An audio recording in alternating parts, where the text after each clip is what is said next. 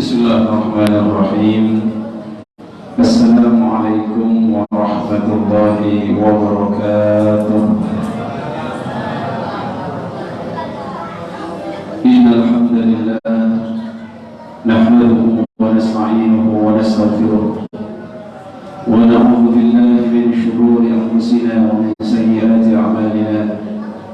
May yahdihillahu fala mudilla lahu wa may yudlilhu fala hadiya lahu. أشهد أن لا إله إلا الله وأشهد أن محمدا عبده ورسوله لا نبي بعده. اللهم صل وسلم وبارك وكرم على حبيبنا وشفيعنا وقرة أعيننا محمد وعلى آله وصحبه وسلم تسليما كثيرا. أما بعد. Ikhwatul iman jemaah sekalian, para jemaah Masjid At-Tauhid yang semoga senantiasa dirahmati oleh Allah. Mari kita senantiasa bersyukur kehadirat Allah Subhanahu wa Ta'ala. Bersyukur atas segala nikmat yang Allah berikan, khususnya nikmat iman dan Islam, nikmat kesehatan, nikmat umur panjang, sehingga bisa dipertemukan kembali dengan bulan Ramadan, dengan bulan yang mulia yang suci, yang diturunkan di dalamnya Al-Quran sebagai panduan hidup kita. Dan kita berharap semoga datangnya Ramadan ini menjadi berkah untuk umur kita, menjadi orang-orang yang diampuni setelah keluar dari Ramadan. Amin, Allahumma amin. Pada malam hari ini saya mendapatkan tema untuk menyampaikan sedikit terkait zakat. Walaupun tidak mungkin sepertinya menyampaikan bab zakat ini dalam waktu 10 menit. Hanya saja ada hal-hal yang perlu digarisbawahi, bahwasannya menunaikan zakat itu bagian dari rukun Islam, di mana zakat fitrah, zakatul badan khususnya diwajibkan nantinya bagi setiap orang yang hidup di bulan Ramadan dan hidup di bulan Syawal. Ketika kita hidup di bulan Ramadan, kemudian masuk di malam hari raya takbir, maka kewajiban zakat fitrah sudah mengikat pada tubuh kita. Namun demikian, iman, jangan lupa bahwasannya zakat itu tidak hanya urusan zakat fitrah saja, tetapi ada yang disebut juga dengan zakat mal, di mana zakat mal ini harus ada kategori-kategori yang harus dizakatkan. Di antaranya, bila Bapak Ibu memiliki bisnis perdagangan, jual beli, apapun itu, jikalau ternyata modalnya dan lain-lainnya itu sampai kepada nisab, dan nisab itu nantinya berhitung berjalan 1 tahun, maka nanti akan ada kewajiban zakat. Yang jelas iman, zakat itu adalah cara Allah untuk membersihkan diri kita, di mana dalam bahasanya zakka yuzakki tazkiyah. Tatkala memiliki harta, misalkan tatkala kita menjalankan harta berbisnis, bisa jadi harta itu ada tercampur barang-barang syubhat. Kalau kita berdagang, mungkin ketika kita memberikan kembalian ada kekurangan, atau mungkin tatkala kita berdagang ada kata-kata yang kita ini luput, maka insya Allah bisa bersih dengan zakat. Tapi jangan disalahpahami, korupsi aja yang banyak, nanti zakatnya yang banyak, aman. Tidak bisa. Kalau urusan korupsi itu jelas mencuri, hukumannya jelas, wasariqu wasariqatu faqta'u aydiyahuma jazaa'an bima kasaba nakalam minallah. Jadi hukuman bagi mereka yang mencuri di atas nisab, karena tidak semua mencuri itu dipotong tangannya. Nisab itu kalau mencuri ada yang mengatakan 84 gram emas, berarti 84 jutaan kalau 1 gram emasnya itu adalah 1 juta. Ya kalau korupsinya 1 miliar, kayaknya nggak terima potong tangan kalau disuruh panjenengan yang menghukum. Dipotong semuanya, dimutilasi. Tapi Islam tidak seperti itu. Ibadah jemaah sekalian, perintah zakat itu disandingkan dengan sholat. Wa aqimus sholat wa atuz zakat. Itu menunjukkan bagaimana rukun Islam itu harus berkesinambungan. Tidak boleh hanya memilih saya sholatnya saja lah ikut Islam, zakatnya tidak usah. Atau hanya memilih dalam urusan haji saja, kemudian tidak mau sholat karena katanya saya kan sudah sholat di Masjidil Haram, satu kali sholat sama dengan 100.000, terus dia pulang tidak sholat lagi. Alhamdulillah. Lihat jemaah sekalian, ternyata ada yang menarik ketika ada perintah sholat disandingkan dengan zakat. Wa aqimus sholat wa atuz zakat. Apalagi syariat atau keharusan kita berzakat itu biasanya di bulan Ramadan, dan kalau zakat fitrah pasti di bulan Ramadan menjelang Idul Fitri. Tapi kalau zakat mal jangan menunggu Ramadan, Bapak. Karena setiap haulnya masing-masing orang itu berbeda. Misalkan haulnya si fulan ini 1 tahun dia memiliki harta melebihi nisab, misalkan tabungannya ada 85 juta di Januari 2023, maka 2024 Januari kok masih bertahan 85 juta, keluarkan 2,5%-nya. Begitu juga ibu-ibu yang memiliki emas, bukan emas jono, bukan emas tono, emas yang biasanya emas itu disimpan sebagai tabungan yang tidak dipakai untuk gelang atau cincin. Kalau dipakai hanya untuk gelang dan cincin, dan itu sewajarnya dalam mazhab Syafi'i tidak wajib dikeluarkan zakatnya. Tapi kalau tidak wajar, gelangnya saja 0,5 kilo atau kalungnya bisa sampai 0,5 kilo juga. Kalau manten dipakai semua dari sini sampai sini, kalau ada undangan ke manten itu sudah tidak wajar. Bahkan dalam mazhab Hanafi semua emas, kok panjenengan memiliki emas yang sampai pada nisab, maka wajib untuk dizakati 2,5%. Ternyata mereka yang meninggalkan zakat itu hukumannya tidak jauh beda dengan yang meninggalkan sholat. Di antaranya ada ular yang diciptakan oleh Allah yang bernama Syuja'ul Aqrab, yang kelak dia akan melilit orang yang meninggalkan zakat itu, lalu dia berkata ketika takut melihat ular yang luar biasa itu, man anta, kata orang ini, siapa kamu? Maka dijawab oleh dia, ana maluk wa ana kanzu, saya adalah hartamu yang kau cari, yang kau tumpuk-tumpuk tapi tidak keluarkan zakatnya. Karena ibadah iman, ketika kita ini menjadi orang kaya, hakikatnya untuk banyak berbagi. Nabi SAW sebenarnya dia adalah orang yang sangat kaya raya, tetapi karena banyaknya dia berbagi, seringnya dia berbagi, dia memilih hidup sederhana.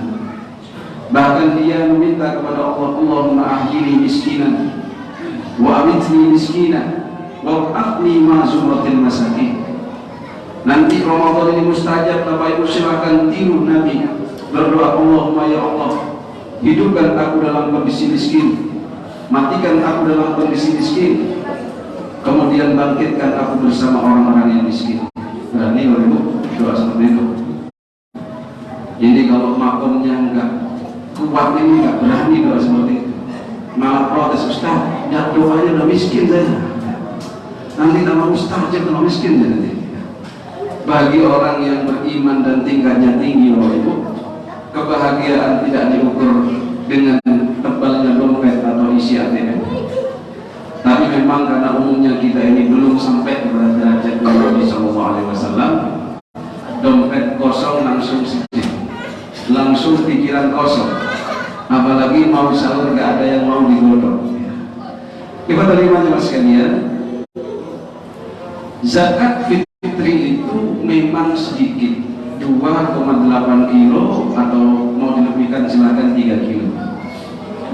Tetapi kalau tepat momentumnya yang sedikit itu akan berharga. Semisal orang ini tenggelam, kemudian dia butuh pertolongan, kemudian ada orang yang datang ditawarin, saya kan mau gadget iPhone yang harga 30 juta, apa ban bekas, dia pasti pilih ban itu, walaupun harganya ban itu hanya 3.000 atau 5.000, daripada mati. Maka hari raya kenapa kok tidak boleh berpuasa? Justru haram, tidak sah orang Idul Fitri tidak berpuasa. Karena Idul Fitri itu adalah semarak kebahagiaan hari raya. Maka kalau bahagia, senang-senang, kalau dada makannya itu garing, pernah aja dengan diundang mantenan terus garingan nih dada makanannya, dada minumannya, atau diundang orang tasyakuran kemudian senang-senang terus apa ini subannya, tidak ada, garingan aja, tidak. Maka di Islam itu haram orang berpuasa di Idul Fitri, Idul Adha. Maka juga dipastikan semiskin-miskinnya orang di Idul Fitri harus ada makanan yang dia makan, sehingga afdolnya dalam mazhab Syafi'i mengeluarkan zakat fitri itu adalah semenjak terbitnya fajar di hari 1 Syawal itu hingga khotib naik mimbar. Itu paling utama, karena takut kalau dikasih sekarang malah sudah habis duluan. Karena momentumnya yaitu di mana hari 1 Syawal itu usahakan tidak ada orang yang tidak makan. Umat Islam harus semuanya ada makanan, harus semuanya bisa berbahagia, tidak mikir kerja, tidak mikir apa. Hari itu kita bahagia karena sudah melewati ujian Ramadan. Dan tatkala kita berpuasa merasakan lapar itu, kita akan juga merasakan betapa tidak enaknya orang yang lapar, betapa sedihnya ketika kita mau makan tidak ada yang bisa dimakan. Maka jangan sampai itu terjadi untuk kerabat kita, untuk tetangga kita, untuk sahabat kita, khususnya orang-orang yang beriman, saudara kita seiman. Kemudian peruntukannya nanti bisa dibaca di surat At-Taubah ayat ke-60, di mana ada 8 asnaf. Harus beda bersedekah dengan berzakat. Kalau bersedekah salah sasaran sah-sah saja karena sedekah sunnah. Tapi kalau zakat yang wajib, zakat mal atau zakat fitri, harus tepat sasarannya, harus juga tepat caranya. Misalkan zakat mal, ada yang curhat, Ustaz, kemarin saya sudah bagi-bagi zakat malnya, terus saya belikan sarung, saya bagi-bagikan. Loh, ya ada sah.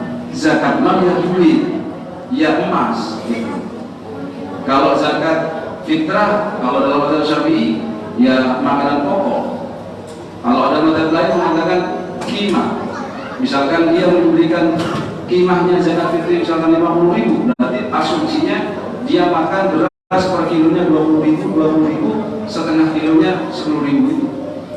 Jadi saran saya, kalau ada jamaah yang berzakat fitri berupa uang, ya sudah disampaikan, diamplopkan, kemudian diserahkan kepada yang miskin. Takut apa? Takutnya ketika dia ini menzakat fitrahkan berupa amplop uang tadi itu, kemudian asumsinya adalah dia makan beras harga 1 kilonya 20.000, kemudian panitianya menjakan beras yang harganya mungkin 10.000-an, sehingga dalam mazhab Syafi'i itu tidak sah orang zakat fitrah menggunakan beras atau menggunakan makanan pokok yang lebih rendah dari dia yang makan kualitasnya.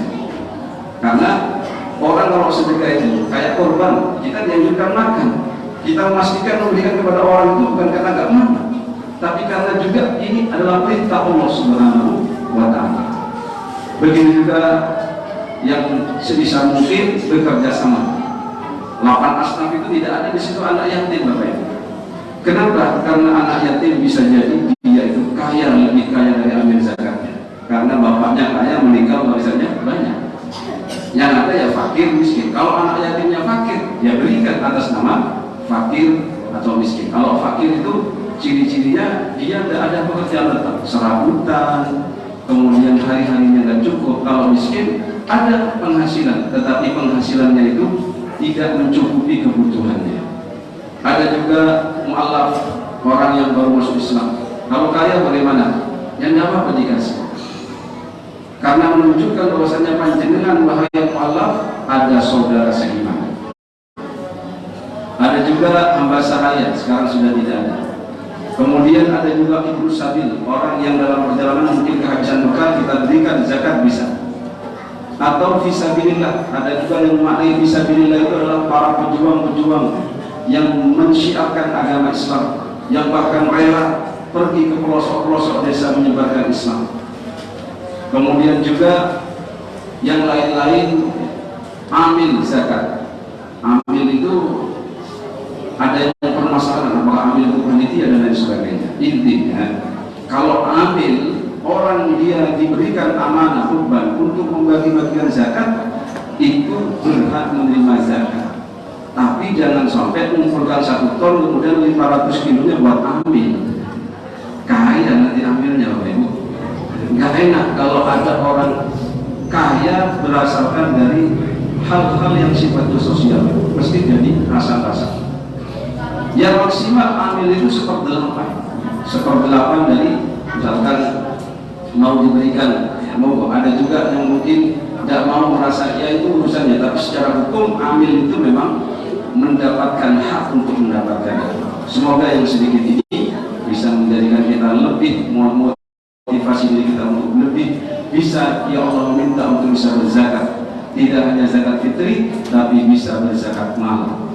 Dengan zakat mal itu maka menunjukkan rasa syukur kita kepada Allah karena diberikan rezeki yang melimpah berupa kesehatan, berupa dunia, harta, benda dan sebagainya. Mohon Allah subhanallah wa bihamdika asyhadu an la ilaha illa anta astaghfiruka wa atubu ilaik. Assalamualaikum warahmatullahi